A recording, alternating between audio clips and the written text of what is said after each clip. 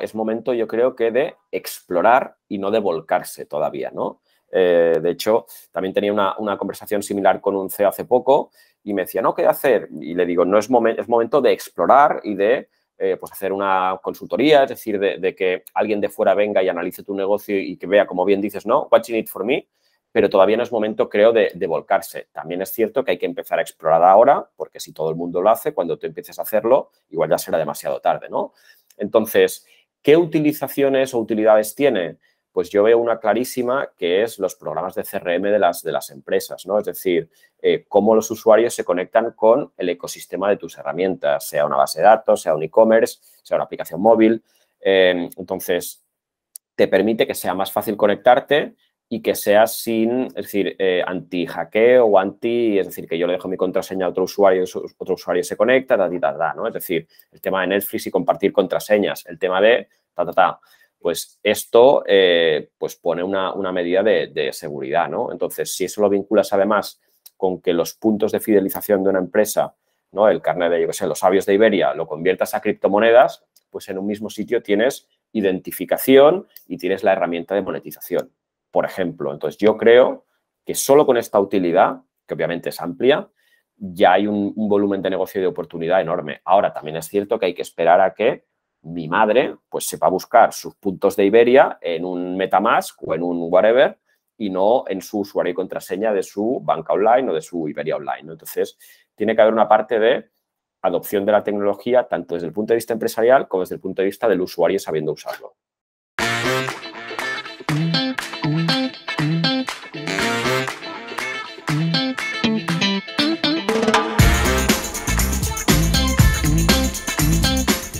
Hola y bienvenidos un día más a Cronuts Talks. Hoy tenemos con nosotros a un invitado muy especial, autor, profesor y apasionado del mundo de las criptomonedas, Víctor Ronco. ¿Qué tal, Víctor? ¿Cómo estás? Bienvenido. Hola, muy buenas, gracias por la invitación y bueno, según cuando nos veáis, nos escuchéis, buenos días, buenas tardes y buenas noches a todos. Perfecto. Víctor, sé que la gran obra o la obra por la cual todo el mundo te conoce es Criptomonedas para Dummies, a pesar de que yo ya pues te llevaba siguiendo el rastro hace bastantes años. Entonces, cuéntanos un poquito qué se ha hecho de este libro, qué te ha traído, cosas buenas, cosas malas y sobre todo también quiero que me expliques un poquito ¿cómo acabaste fijándote dentro del mundo de las criptomonedas y de la blockchain? Bueno, pues es muy buena pregunta, ¿no? Porque al final yo creo que todos los que estamos aquí, pues tanto tú en tu lado, los que nos estén escuchando, pues cómo hemos llegado hasta aquí, ¿no? A estar aquí hablando de criptomonedas y algunos, pues como es el caso, más volcados a nivel profesional. Yo me he dedicado toda mi vida a lo que es marketing digital, innovación, publicidad. De hecho, estudié administración de empresa, pero bueno, siempre trabajando en multinacionales. De hecho, empecé en un Banco Santander, luego Red Bull, luego Danone, luego Grupo Volkswagen. Y por el camino siempre me ha gustado mucho pues, la tecnología disruptiva y la innovación y cómo meter eso pues, en las estrategias de marketing, incluso de negocio de las empresas, ¿no? Aquello, pues la transformación digital. Y un buen día, pues bueno, vas oyendo hablar de Bitcoin, criptomonedas, no hace ya muchos años, fue en 2015 o así. Y bueno, pues como apasiona la tecnología, lo ves como algo que yo creo que podemos sincerarnos y decir que al principio no entiendes absolutamente nada, ¿no? La primera vez que te dicen, pues, cómo funciona Bitcoin, blockchain, no lo entiendes, pero ves que es algo interesante y que es algo muy potente cuando empiezas a comprenderlo. Entonces, paralelamente con lo que era mi trabajo, por así decirlo, convencional, pues en ese caso en Danone o en Grupo Volkswagen, fui investigando cada vez más sobre la tecnología, fui empezando a invertir como forma para obligarme a seguir aprendiendo y pues ese camino que tomaba en paralelo a lo que era mi trabajo normal, pues fue tomando cada vez más peso hasta el punto de pues, dar conferencias, ir haciendo pequeñas consultorías, asesorías de inversión y con ello, pues bueno, hasta llegar a escribir el libro de Criptomonedas para Dummies, que como bien dices, al final marca un poquito también un poco un antes y un después en cuanto a lo que la gente puede conocer de ti, ¿no? De hecho, con amigos que tengo, ¿no? Pues, por ejemplo, la gente de Bitbase que tienen tiendas físicas en España, yo creo que son de los propios casi negocios con puntos de venta físicos, ¿no? Del mundo cripto. Me dicen, ostras, el libro siempre sold out, la gente lo percibe muy bien. Yo creo que es de las cosas más bonitas, ¿no? Que algo que a ti te apasiona mucho, eres capaz de condensarlo, explicarlo y la gente lo valora bien. Qué bueno.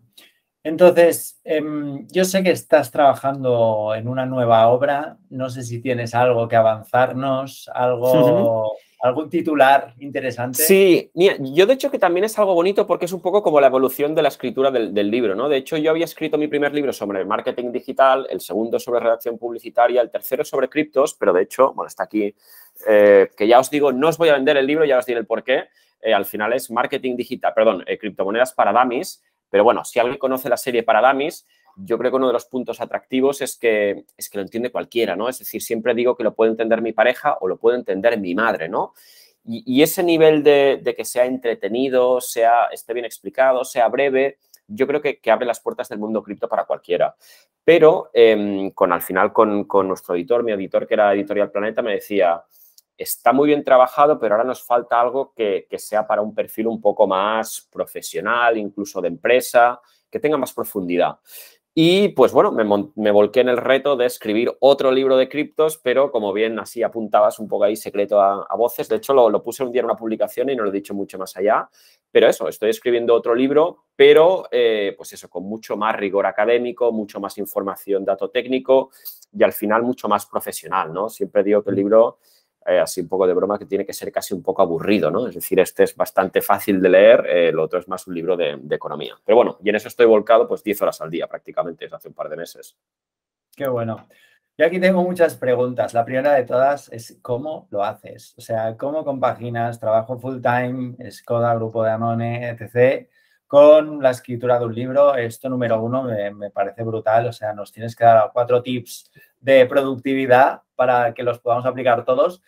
Y después, sobre todo, en relación al nuevo libro, ¿no te da miedo que, porque muchas veces como el contenido de la blockchain, bueno, de las criptomonedas y del mundo blockchain es tan cambiante, yo a nivel personal, cuando me tengo que comprar un libro, me tengo que informar, en un libro no sé yo si voy a obtener la información más fresca del mercado. Entonces, ¿cómo has intentado luchar contra esto en tu nueva escritura, en tu nueva publicación que está por venir? Pues bueno, son dos preguntas casi, ¿no? que quedarían para mucho, ¿no? En cuanto al cómo saco el tiempo, de hecho, pues bueno, es una pregunta que me hace mucha gente, ¿no? Y también hay que asumir que también hay un punto de coste de oportunidad o de sacrificio. Es decir, a mí, más allá de mi trabajo a tiempo completo, siempre me ha gustado mucho la divulgación y el aprender. Es decir, para llegar a explicar algo, primero has de interiorizarlo mucho. Entonces, a mí no me ha importado durante muchísimo tiempo pues dedicar, aun teniendo un trabajo a tiempo completo, 1 o 2 horas al día a aprender y desde luego los fines de semana sobre todo a sintetizar lo que sabes pues para preparar una clase, una conferencia o lo que sea. Sí que es cierto que ha llegado un punto o llegó un punto en el que incluso mi pareja, mi novia me decía, bueno, claro, es que yo igual me apetece ver una serie contigo pues el domingo, una serie de Netflix, pero tú te vas al estudio y sigues escribiendo y sigues desarrollando, ¿no? Pero para mí es una parte de ocio también. Yo creo que cuando te apasiona lo que haces, no te molesta estar un fin de semana trabajando sobre esto. Lo que pasa es que llega un punto que igual no compartes pues tanto tiempo libre con tu pareja y desde luego pues yo no tengo hijos cuando hay muchos amigos que sí los tienen, ¿no? Pero al final yo creo que lo que te lleva adelante a seguir con ello no es la motivación, sino la persistencia. Porque la motivación está muy bien y es un motor importante, pero la motivación es intermitente. Es decir, si no estás motivado el domingo para escribir, pero sigues teniendo que escribir, al final es la persistencia lo que hace que escribas. Entonces hay que combinar motivación y persistencia y eso también te lo da un objetivo, como puede ser a veces la fecha en la que tienes que entregar el manuscrito para que el libro salga publicado, ¿no? Que eso, o por motivación o por persistencia, al final por compromiso lo tienes que entregar, ¿no? Y eso es lo que al final hace que tengas una fecha de entrega y que el libro tenga que estar ahí, ¿no? También es cierto que, dicho esto, que al final hace pues cuestión de un par de meses dejé mi trabajo, pues en este caso en Grupo Volkswagen, y ahora me dedico pues a la consultoría de todo tipo de empresas, pero sobre todo en áreas de comunicación y transformación digital, porque sí que ya no es que no fuera posible, es que no tenía sentido seguir todo, ¿no? Entonces, pues bueno, el tiempo dirá si sigue bien o no sigue bien, ¿no? Esto a una de las preguntas. Y la otra pregunta era, disculpa. Sí, ¿cómo haces para que el libro, o sea, al Correcto, perdona. final es un formato escrito, ¿no? Y que no Exacto. puedes ir actualizando. Es decir, ¿cómo lo has hecho? Porque Eh, ¿no te da miedo que se quede obsoleto en sí, 6 meses? y de hecho también hay otro argumento, y mira, casi te voy a, antes de ese argumento, otro que entiendo que para la gente es muy típico, ¿no? Que es, ostras, pero todo lo que hay en un libro ya está en Internet, ¿no? Gratis, ¿no? Incluso cuando vendes una formación, ya, pero todo el contenido ya está en Internet de forma gratuita, ¿no? Y sí, ¿no? Es decir, el trabajo de síntesis que hay para escribir un libro, es decir, el que lo haya escrito lo sabrá, lo más difícil es desde luego el índice, ¿no? Porque has de ser capaz de sintetizar toda la información que hay en el mundo cripto, que daría para 10 enciclopedias, y ordenarlo de una forma que el lector pues le vea una estructura lógica, que sepa seguirte, que tenga un conocimiento básico de blockchain, que se lo expliques al principio, pero que luego pueda ponerlo en práctica. Entonces hay mucho trabajo para que eso sea así, y por eso creo que más allá de la atemporalidad del libro, el que lo empiece leyendo de pe a pa, ¿no? De inicio a fin, creo que verá una clara evolución en su conocimiento del mercado de las criptos o de cualquier otra materia. Porque realmente creo que por lo que vale un libro, ¿no? Que son 15 euros o 20, en ningún otro sitio te dan tanta información por tan poco dinero, insisto, estructurado, académico, porque Internet nos ha hecho muy malos estudiantes. Es decir, nunca antes hemos tenido tanta información disponible, pero también nunca hemos sido tan inconsistentes e intermitentes. Es decir, me leo la newsletter de Kraken, un post que ha subido no sé quién, un vídeo de YouTube que me gusta y la story del influencer no sé qué.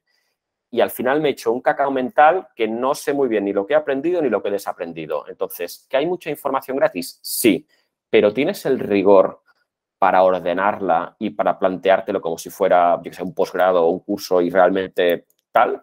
Y eso es difícil, es muy difícil conseguirlo. Entonces, yo creo Yo creo que... que sí, perdona que te corte, yo creo que Sí, la sí, diferencia está sobre todo en cuando tú le preguntas a alguien qué sabes acerca de Ethereum, qué sabes acerca de las totalmente. cripto. Si no tiene la capacidad de explicarte nada o de tener una lógica, ¿no? Un hilo conductor que te va enlazando tema detrás de tema, se nota que el contenido que está consumiendo esta persona no se ha retenido, no lo tiene allí Ahí grabado. está. Es decir, no, claro, yo creo que el precio subirá con Dimerch o bajará. Bueno, ya, pero ¿y por qué? Es decir, ¿cuál es la profundidad del debate sobre si, yo qué sé, sobre si proof of work o proof of stake? ¿Qué hay realmente sobre la ecología de una cosa y de otra? O sea, rascando más allá, hay mucha gente que no tiene un pensamiento, un conocimiento fundamentado, ¿no? Entonces, yo creo que un libro que es mucho contenido estructurado, bien estructurado, yo creo, pues es una buena forma. Sobre el segundo punto de, claro, el contenido pasará a estar actualizado, caducado o no, evidentemente es un reto, ¿no? Es decir, cuando la tecnología evidentemente madura mucho y muy rápido, pues cabe eso. Por eso la forma de escritura también tienes que anticiparte a eso. Es decir, no pones, pues, a día de hoy Bitcoin está a tal precio, ¿no? Entonces sí que, por ejemplo, hablando de la evolución de precios de Bitcoin, hablas más de ciclos, de lo que se puede esperar del precio máximo en 2024 o más, pero no te centras tanto en hacer como un snapshot de ese momento, ¿no? Es decir, por ejemplo, dices, pues yo qué sé, Polkadot, pues es uno de los protocolos con más aplicaciones de DeFi y durante 2022 ocupa la tercera posición. Entonces, si en 2025 ocupa la tercera, pues bueno, o la cuarta o la quinta, pero al menos no estarás tan alejado de la realidad. Pero evidentemente supone un reto. Claro. Me interesa mucho el campo en el que te mueves tú, ¿no? O sea, al final tú has mencionado el mundo de la transformación digital y estás pivotando hacia un mundo pues más pues, blockchain y criptomonedas. ¿Crees que es una extensión, es una etapa más de la transformación digital de las empresas? ¿O crees que de momento están muy alejados y no hay puntos de unión, no hay nexos? Claro, yo creo que aquí hay, y casi hablando en primera persona, porque claro, yo también, y diciéndolo con total sinceridad, ¿no? Dices, ostras, claro, yo me he dedicado 15 años a algo en un contexto multinacional y ahora sale esta tecnología que te apasiona y te lleva a otro paradigma profesional, ¿no? Entonces, yo creo que blockchain y criptomonedas, por su parte, sí que van a ser utilizadas en mayor o menor medida por muchísimas empresas. de más a menos, ¿no? Es decir, en lo que tiene que ver en cuanto a pagos, pues creo que cada vez va a haber más, pues por ejemplo, e-commerce que apliquen soluciones o pasarelas de pago, pues que incluyen las criptomonedas. Cada vez va a haber más empresas que consideren tener parte de su tesorería en criptomonedas. Cada vez va a haber más empresas que incluso no de cara al cliente, pero de cara a sus proveedores, compren con criptomonedas porque mitigan el valor de tanto de comisiones de conversión entre divisas como fluctuación entre divisas. Entonces, por la parte más líquida del blockchain, que es la más morbosa casi de las criptos, ya ahí creo que va a haber una adopción. Lo que también es cierto es que tiene que haber una regulación o una normalización de los precios, ¿no? Con esa volatilidad, pues todavía hay muchas lagunas.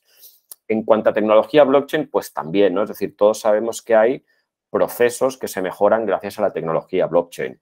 De nuevo, en el sector de la banca es un caso tan obvio que, es decir, si tú comparas una transferencia SWIFT que puede tardar un par de días para enviar dinero pues de aquí a una cuenta estadounidense y encima te cobran el tipo de cambio y encima la comisión bancaria, pues son 2 días y $30.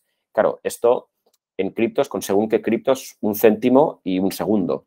Entonces, sencillamente, el sector bancario e industria financiera va a adoptar blockchain porque si no tiene una enorme desventaja competitiva. Entonces, solo el sector bancario en España, antes de la crisis o del COVID, era un 40% del PIB español. Entonces, la cantidad de negocio, de migración, de transformación, de consultoría, de volumen que va a haber ahí es enorme. Y eso, insisto, es solo una aplicación, solo para una industria, ¿no?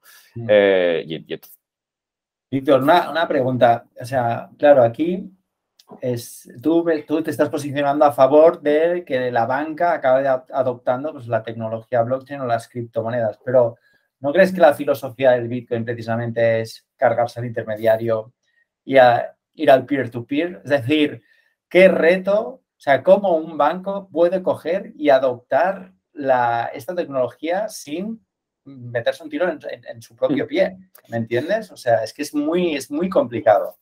Es muy complicado por lo que dices y, de hecho, en el libro hablo un capítulo entero sobre esto, ¿no? Porque es muy difícil, es decir, primero estamos viendo cómo las empresas o el sector propio de las cripto, tanto la parte centralizada como descentralizada, ¿no? Pues yo qué sé, Binance cada vez ofrece más servicios propios de la banca, como crédito, de aquí 2 días te va a ofrecer hipotecas, y el gran cambio, y ahí ya lo digo ahora y llevo un par de años diciéndolo, va a ser el día que un criptobanco pueda ofrecer una cuenta bancaria. Es decir, el día que Binance te pueda ofrecer una cuenta IBAN, ahí, chao pescado a los bancos tradicionales en cuanto a atractivo para la generación más joven, ¿no? Entonces, esto para los servicios de cripto centralizados. Para los descentralizados, pues un poco más de lo mismo, ¿no? Es decir, tarjetas de crédito no porque son nominativas, pero servicios como crédito, pues es evidente que cada vez lo vemos más ahí, ¿no? Entonces, digamos que las empresas propias de cripto cada vez están acercándose más al mundo de la banca en cuanto a catálogo de servicios se refiere. Y a su vez, el mundo de la banca tradicional cada vez se va a ir acercando más al mundo de las criptos. ¿Quién va a llegar primero, Víctor? Porque yo tengo mi teoría. Es decir, tú te fijas únicamente en la interfaz de Binance, por ejemplo, cuando haces login y ves la cantidad de desarrolladores y de personas que están ahí detrás metiéndole horas, la cantidad también al final de recursos. Totalmente. Y lo comparas con cualquier intranet de cualquier banco español, me da igual cuál sea. Y es que ahí vamos, están a años luz. Absolutamente, o sea, no puedo estar más de acuerdo, ya te digo, justo estoy escribiendo sobre eso estos días. Es decir, al final, una empresa como Binance es nativamente digital y, como dices, además con mucha pasta. Entonces, están haciendo las cosas muy rápido y, honestamente, muy bien. En cambio, la banca tiene que migrar, tiene un legado tecnológico gigantesco que principalmente tiene 2 lastres, y el que trabaja en una multinacional lo sabrá. Primero, el de los silos o dispersión de bases de datos. Es decir, hoy empresas que tienen, pues yo que sé, una filial, una multinacional, un punto de venta físico no sé dónde, su programa de CRM o de cliente o de incluso de proveedores de facturación, igual tienes 10, 15, 20 bases de datos distintas, y para cambiar un dato en un sitio y propagarlo al resto es un berenjenal. Entonces, están mal construidas tecnológicamente las empresas a día de hoy, o muchas empresas. Y luego el caso concreto de la banca, y vuelve a algo que decíamos antes, se basa en la tecnología SWIFT, que al final implica una serie de comprobaciones y de, digamos, cosas que pasan que tarda días. Entonces, como bien dices, algo es nativamente digital y efectivo y lo otro requiere hacer una migración muy importante. Y el último punto es la estructura de costes. Es decir, la banca tradicional se basa en puntos físicos y eso significa alquileres, hipotecas y personal. Y eso a día de hoy ya no es necesario. El problema es que la banca está migrando de una forma muy rápida de los puntos físicos a intentar hacer una banca digital correcta y por el camino están teniendo una muy mala percepción por parte del cliente. Siempre digo lo mismo, que cualquier persona que nos esté viendo haga el ejercicio y se ponga a ver las valoraciones en Google Maps de una sucursal bancaria, que las coja al azar. Ninguna pasa del 1,5, 2. Todos son quejas de la gente de abrís pocas horas, cuando fui me dijisteis que fuera la aplicación móvil. Es decir, esa migración está siendo muy mal percibida o está siendo muy mal ejecutada. En cambio, en Binance, pues no tiene que hacer esa migración. Claro. Aquí entra en juego también, supongo, pues la experiencia que están viviendo a nivel interno de los profesionales, ¿no? que han estado trabajando en entidades financieras durante tanto tiempo. Están viendo, supongo, cómo las plantillas se reducen. Es un reto. Es delicado. Sin duda. Sí, es muy delicado. Y luego también, o sea, digamos, teniendo una lanza a favor de los bancos, también es cierto que la utilización, obviamente, de todo lo que tenga que ver primero con lo online y luego más allá con lo cripto, requiere de saber utilizar de ciertas herramientas y plataformas. Eso ya sin entrar en el entorno descentralizado, ¿no? Pero de nuevo, volviendo al caso de mi madre, yo le explico lo que es Bitcoin y dice, me interesa, pero ya cuando le digo que tal, que me dice, vale, ya. No. Ya me lo harás tú. Exacto. Y de hecho, a lo que creo que llegará es que el día de mañana tú tengas en el portal de tu banca online, donde ahora puedes tener, pues yo qué sé, cuenta corriente, cuenta de ahorros, acciones, hipoteca, tengas una billetera de criptomonedas. Y yo creo que ese será el punto al que se llegará y creo que eso llegará de aquí un par o 3 de años cuando empiece a haber intentos de absorciones de grandes bancos de empresas pequeñas de criptomonedas, que en España ya tenemos varios proveedores con varios nombres y yo creo que llegará un momento en el que la banca pues bueno, se rinda al mundo de las criptos y empieza a hacer absorciones de empresas para comprar pues, el know-how, base de clientes, etcétera, etcétera. Estamos hablando dentro de 2 años, que evidentemente esto conllevará o implicará pues, cierta adopción. Has hablado de varios puntos de adopción, ¿no? Cuando empresas empiecen a pagar a sus proveedores, cuando se empiece a recibir pagos de clientes. En relación a esto, Víctor, ¿cómo consideras que, o sea, cuál va a ser el evento o los eventos que van a acabar catalizando esta adopción? ¿Qué se necesita exactamente? Claro, de nuevo esto tiene muchos puntos de vista distintos. En primer lugar, y algo importante que hay que tener en cuenta es que el mercado de las criptos cada vez está más correlacionado al de los restos de mercados de inversión, ¿no? Entonces, esto no pasaba hasta hace casi 6 meses o un año o así, pero ahora sí. Entonces, pues aunque son dos cosas que no tengan nada que ver, pues yo qué sé, la valoración o la evolución del precio de Tesla y de Bitcoin, pues van bastante a la par, ¿no? Entonces, yo creo que no va a haber más adopción hasta que no haya más confianza o vuelva la confianza en el mercado cripto. Y creo que eso no pasará hasta de aquí o hasta la carrera del siguiente halving, que es en marzo del 2024. Entonces, yo creo que a finales de 2000, a ver, nadie desde luego tiene la bola de cristal, eso partimos de esa base, ¿no? Pero yo creo que a partir de mediados finales de 2023 podemos ver una evolución del precio de Bitcoin que eso empuja el resto del mercado y con eso puede haber una nueva entrada de inversores. Es decir, lo que creo que también hay es que los inversores que han ido entrando, aunque hayan perdido dinero, no se van del mercado de las criptos. Esa es una percepción que tengo y que con cuantos más caídas hay, cada vez entra más gente. Y eso también es empujado, obviamente, por la situación macroeconómica. Es decir, la gente dice, pues para perder un 10% de mis ahorros con la inflación, pues meto algo a Bitcoin y a ver qué pasa a futuro y si se cumple esa promesa de que llegará a tropecientos mil, ¿no? Diversificación de cartera, ¿no? Al final es coger parte de tu cartera, la parte que le asignas más riesgo, pues a ver qué puedo hacer con esto, ¿no? Exacto, y lo metes ahí. Y yo realmente creo que, pues eso, que va a haber cada vez mayor confianza al mercado de las criptos y eso también creo que será apoyado en algún momento por un cambio, una evolución de la opinión mediática que haya. Es decir, ahora la inmensa mayoría de los medios pues hablan muy mal de las criptomonedas y a veces con recursos o con argumentos bastante ridículos, ¿no? Entonces, cuando esa opinión mediática cambie por intereses como pueden ser que la banca esté preparada para gestionar criptomonedas, como pueden ser que la CBDC, ¿no? La Central Bank Digital Currency del Banco Central Europeo esté más avanzada. Cuando pasen una serie de cosas y los mercados mejoren, yo creo que también mejorará la opinión mediática y todo eso hará que entre más gente en el mercado. Y luego, desde un punto de vista técnico o de, digamos, de modelos de innovación, se dice que cuando se supera el 16,5%, el 16% de gente que utiliza algo, en este caso criptomonedas, pues ya se dice que ya hay una transfusión de confianza de esos innovadores o de esos early adopters a la mayoría, ¿no? Y eso, 16% en España, pues bueno, teníamos que sacar aquí la calculadora, ¿no? Pero si España son 50 millones, igual serían unos 8 millones de personas, ¿no? Y se calcula que hay unos 5,5 millones de inversores en criptos, aunque sea muy difícil cuantificarlo porque mucha gente no lo dice, ¿no? Pero bueno, en resumen, yo creo que en un par de años puede haber una mejoría y una mayor adopción de criptos en España. Perfecto. Vamos a cambiar de tema. Hablemos de un hot topic que tenemos ahora encima de la mesa, que es el merge de Ethereum. Sí, no sé si es lo que has dicho, pero básicamente es saber qué va a pasar. Llevamos muchos meses detrás de este merge.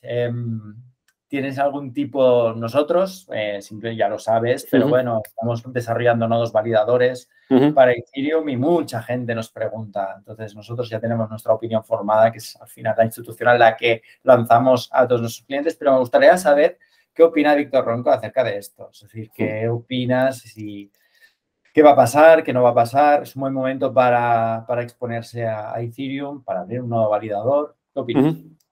Yo creo que casi haciendo el zoom out primero, yo creo que lo que se confirma, destaca, es que Ethereum es la blockchain por excelencia. Es decir, Bitcoin obviamente como reserva de valor, pero en cuanto a utilización de la blockchain no. Y aún y con todo la diversificación, la exuberancia del sector de las DeFi que ha habido, aún así, de mucho, Ethereum sigue siendo la que tiene mayor pues número de aplicaciones, usos, incluso NFTs, lo que queramos, ¿no? Entonces, yo creo que es bueno ver que el proyecto que tiene mayor peso en el mercado en cuanto a utilización se refiere es suficientemente maduro como para ir evolucionando su propuesta tecnológica. Obviamente no es algo de ahora, sino que el merge está previsto desde el inicio de los tiempos casi, pero bueno, creo que es algo que a nivel fundamental es muy bueno, ¿no? A nivel de telón de fondo. Ahora, ¿qué va a pasar concretamente con el merge? ¿Y qué puede hacer un posible inversor? Hombre, yo a día de hoy, que estamos a 2 días del merge, particularmente no abriría una posición en Ethereum ahora.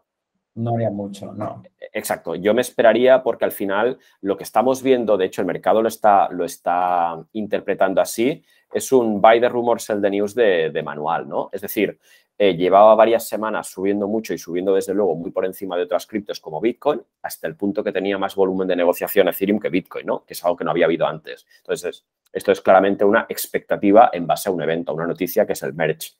Dicho esto, ahora es un momento de incertidumbre en qué pasará con el merge. Si va bien, estupendo. Si va mal, puede caer el precio. ¿Que va bien?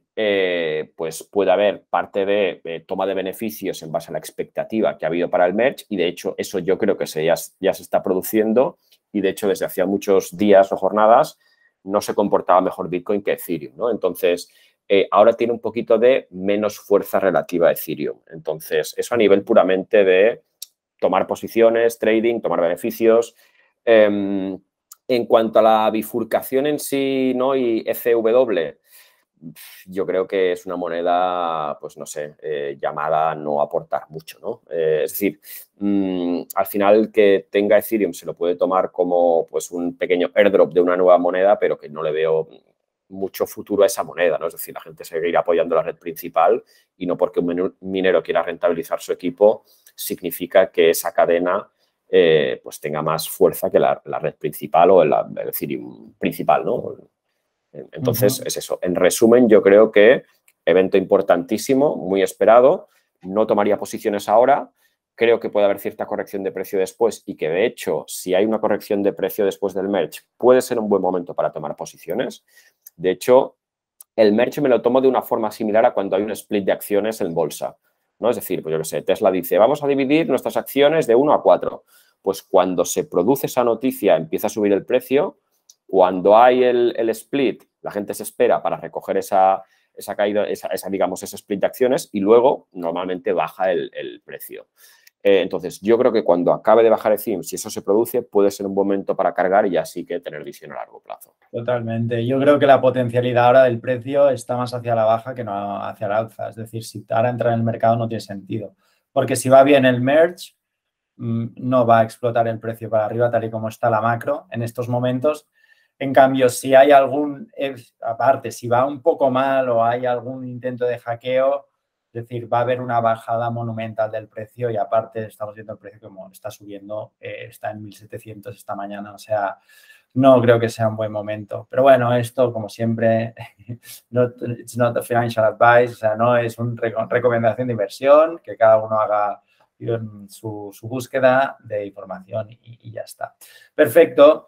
Entonces, ¿tú crees que el merge va a acabar mejorando toda la escalabilidad, los problemas de escalabilidad, los gas fees, etcétera?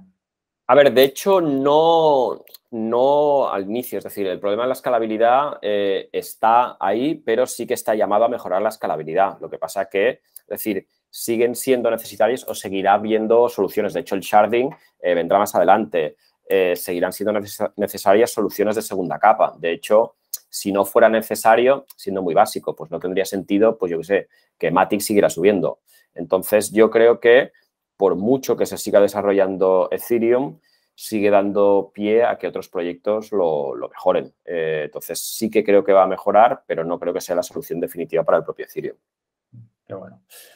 Entonces, vamos a hablar, has hablado de los Layer 2 Solutions, vamos a hablar sobre todo lo que es la Web3, NFTs y demás. ¿Qué opinas, Víctor Ronco, acerca de los NFTs? ¿Burbuja, no burbuja? ¿Es interesante la tecnología, aplicaciones de la misma? Cuéntanos.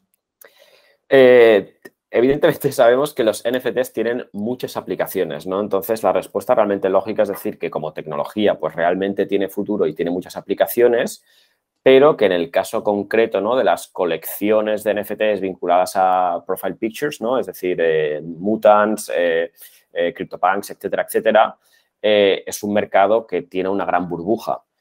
Pero, ¿qué es una burbuja? Es decir, ¿está bien, no está bien? Al final es un tema de reconocimiento de un activo o de algo de coleccionismo que mientras haya gente dispuesta a pagarlo es decir, es evidente que no se paga por el valor intrínseco de algo. Siempre pongo un ejemplo, ¿no? Es decir, es como una colección de cromos de futbolistas. Si solo imprimen un cromo del Messi, el mercado le dará el valor que quiera a ese cromo. Obviamente el papel no vale nada, pero el que quiera completar su colección de cromos de la liga, pues tendrá que pagar por ese cromo lo que quiera pagar, porque es escaso, es raro, etcétera, etcétera. Entonces, más allá del puro coleccionismo, si a estas colecciones les damos cierta aplicación o ciertas utilidades, pues mejora su fundamental. Ahora bien, también es cierto que esa es la promesa un poco de descripción del librillo de Wikipedia, pero es cierto que están un poco en entredichas las funciones de algunas colecciones de NFTs, ¿no? No, podrás entrar en eventos exclusivos. Pues hicieron una fiesta y podías entrar sin pagar, pero que todavía está un poco por ver en qué queda lo que facilita la tecnología y lo que promete el proyecto con lo que realmente se ha hecho a corto plazo, ¿no? Entonces hay que ver. Ahora, NFTs utilizados como carnet de membresía para una comunidad, eso sin duda tiene futuro, sin duda. Creo que la gente se está centrando mucho en la tecnología, pero le está dando poca relevancia a la utilidad, ¿no? Es como, me recuerda mucho al boom de las .com. El hecho de tener una .com había de prometer el oro y el moro, pero a la hora de la verdad, al final no deja de ser una herramienta para una cierta finalidad. Entonces, en el mundo de los NFTs es exactamente lo mismo. O sea, es una membresía, pero me parece muy bien. ¿Pero para qué? O sea, claro, ¿para qué? ¿No? Claro, y ya te digo, o sea, desde luego a mí no me parece ni bien ni mal que alguien pague tropecientos millones de euros o de dólares por un CryptoPunk. Es decir, al final es mercado del arte que además es una seña de prestigio dentro del mercado de las criptos y bla, bla, bla, ¿no? Pero, es decir, que alguien pague por un cuadro, un Rothko, 80 millones de pavos por un cuadrado en rojo pintado en un lienzo en blanco, ¿está bien, está mal? Pues mientras haya gente que esté dispuesta a pagar, pues me parece bien que hagan lo que quieran. Ahora, como bien dices, la posibilidad de la tecnología está ahí, pero todavía se están explorando los usos reales. Es decir, sí que ya estamos ahí, es decir, ya estamos viendo cosas y, de hecho, estoy colaborando con un proyecto que lanzaremos cosas en este sentido, pero sí que lo veo potente. Es decir, al final lo que vamos a ver cada vez más es que tú con un NFT en tu billetera te puedas conectar a ciertos entornos y pasen cosas. Es decir, pasen cosas como que te metas en el e-commerce de la tienda Nike, por ejemplo, y por tener ese NFT y conectarte Web3, tengas un 10%, por ejemplo. Pues eso es un caso muy uso de un carnet, digamos, que te sirve y que es la evolución del código de descuento. Entonces, eso seguro que va a llegar porque es mejor de lo que hay ahora. Hablemos un poco de la Web3 que estás tocando ahora mismo. Pensemos en el tejido productivo de las empresas españolas, que son pymes mayoritariamente. Algunas de ellas a veces nos llaman y nos preguntan, oye, ¿qué es esto de la Web3? ¿Cómo puedo tener exposición? ¿Qué tengo que hacer? ¿Qué hay? What you need for me, ¿no? O sea, ¿qué hay para mí de todo esto?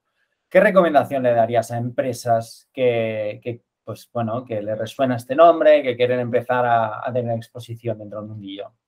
Claro, lo primero que hay que tener en cuenta es que, evidentemente, es una tecnología joven y que, pues como todo, es momento, yo creo que de explorar y no de volcarse todavía, ¿no? De hecho, también tenía una conversación similar con un CEO hace poco y me decía, ¿no? ¿Qué hacer? Y le digo, no es momento de explorar y de pues hacer una consultoría, es decir, de que alguien de fuera venga y analice tu negocio y que vea, como bien dices, ¿no? What you need for me.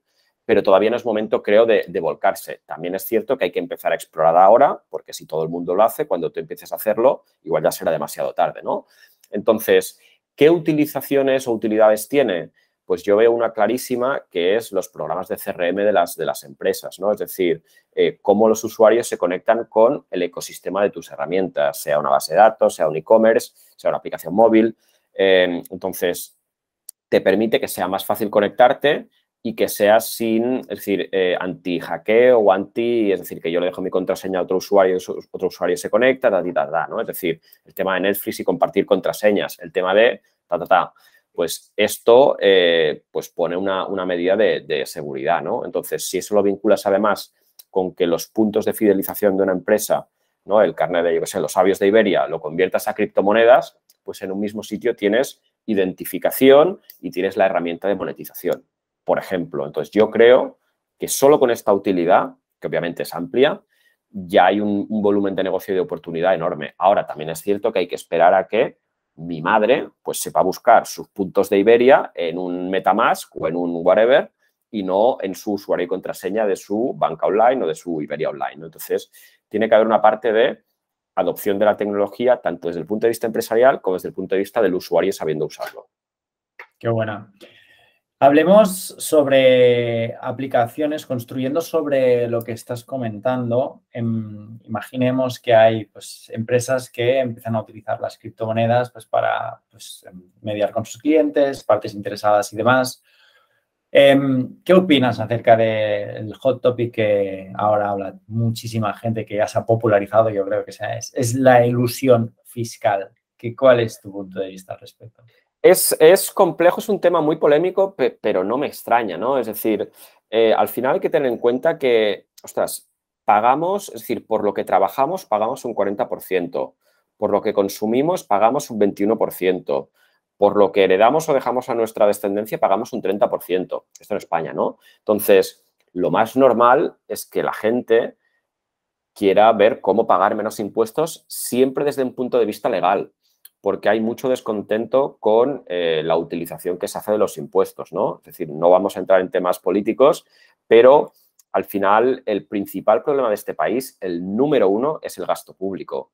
O de hecho, casi te diría la deuda pública, que es la acumulación de un gasto público excesivo. Entonces, si ya se ha estado gastando más dinero del que se tenía y ahora se sigue gastando más dinero del que se tiene, se está hipotecando el presente y el futuro de este país.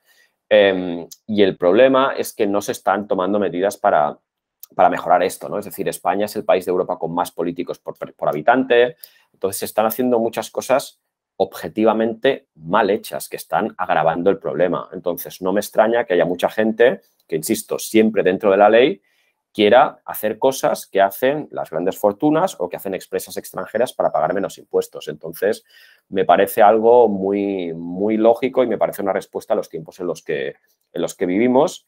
Y, de hecho, lo siguiente a no pagar impuestos viviendo en España es irse del país. que es como algo que a mí me sabe muy, muy mal, pero que me parece también muy lógico. Es decir, es algo que he hablado con mucha gente también. Al final, la gente más inteligente que puede irse se está yendo. Quizá tenemos un sesgo y quizá probablemente tú conoces también a la gente, ¿no? Y nos comentas, pero mucha gente lista, emprendimiento digital, inversión, gente muy lista que está desarrollando proyectos en blockchain y criptos que pueden aportar riqueza al país, se están yendo a Andorra, a Dubái, etcétera, etcétera. Exacto. Y el problema es ese, que no solo se está agravando el problema a nivel de pagar impuestos para la gente que está aquí y del gasto público, sino que se está haciendo que la gente buena se vaya. Entonces el problema cada vez es más grande y no me extraña. Es muy complicado, sin duda. O sea, aquí para mí hay dos factores. Evidentemente, si vives en España, pues hay unas reglas de juego, ¿vale? Hay unas reglas de juego y tú tienes que estar de acuerdo o tienes que, pues, acatarlas porque no hay otra.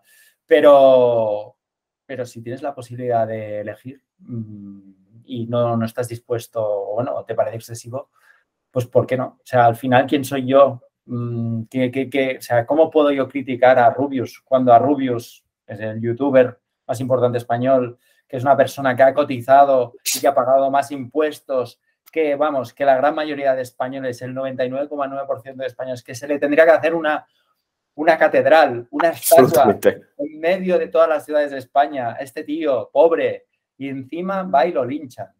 Va y lo linchan. Yo es algo que realmente a ver, yo puedo entender, ¿no? Que haya gente que no le guste, pero es muy complicado, es muy complicado. A mí no me gusta posicionarme en este tema, pero yo lo entiendo. Entiendo a Rubius y realmente me cuesta entender a la gente que lo critica, pero bueno. Sí, yo estoy de acuerdo. Además, creo que los medios no lo están afrontando bien porque al final están consiguiendo más efecto rebote. Es decir, obviamente hay una barrera generacional, ¿no? Pero desde luego la gente joven está del lado del Rubius y la gente mayor, pues menos, ¿no? Porque pues quizá cree más en ciertos discursos, pero yo creo que se tendría que abordar de una forma distinta en cuanto a que se tendría que intentar atraer a este tipo de perfiles y no crear descontento, porque lo que ve la gente joven es el canal de YouTube del Rubius, no las noticias de Telecinco.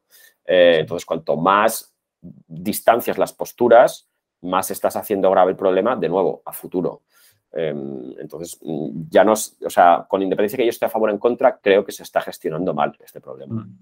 A mí, o sea, lo que me sabe mal es que la regulación está tardando mucho aquí en España. Está tardando mucho y esto hace que realmente, o sea, gente que es muy buena no se esté quedando y no se esté cultivando pues este tejido de empresas.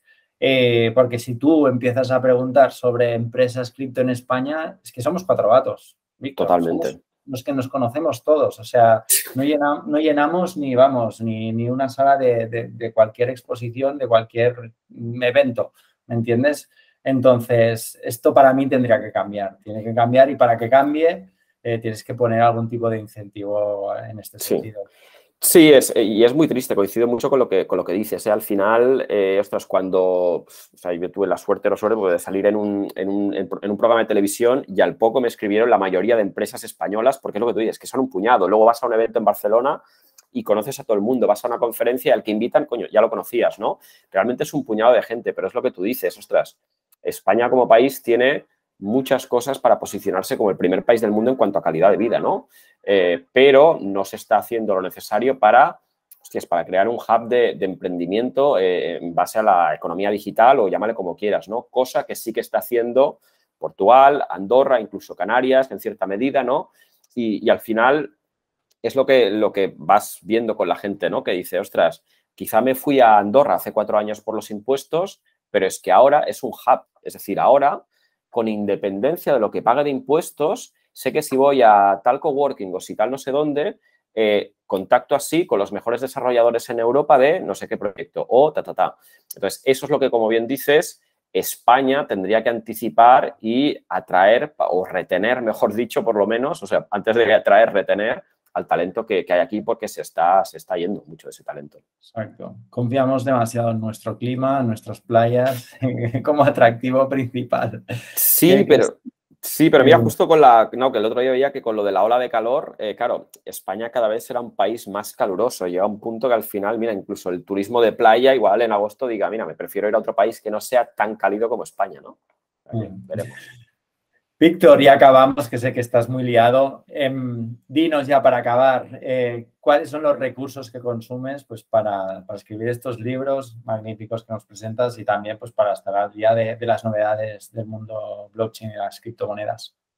El principal recurso, desde luego, es tiempo. Al final, tiempo y dedicación. En cuanto a de dónde me documento, de dónde me formo, por así decirlo, pues bueno, yo creo que hay que estar siempre vinculado a ciertos perfiles, incluso españoles importantes, ¿no? De hecho, pues no sé, por decir un nombre, incluso mojarme, ¿no? Alexis, yo creo que es conocido por todos, Alexis Crypto, y creo que es una persona que por lo joven que es, sorprende lo inteligente y lo formado que está. Además, me hizo mucha ilusión porque hace un par de años me escribió que había leído el libro y que le había gustado el mío y ahora pues fíjate dónde está, ¿no?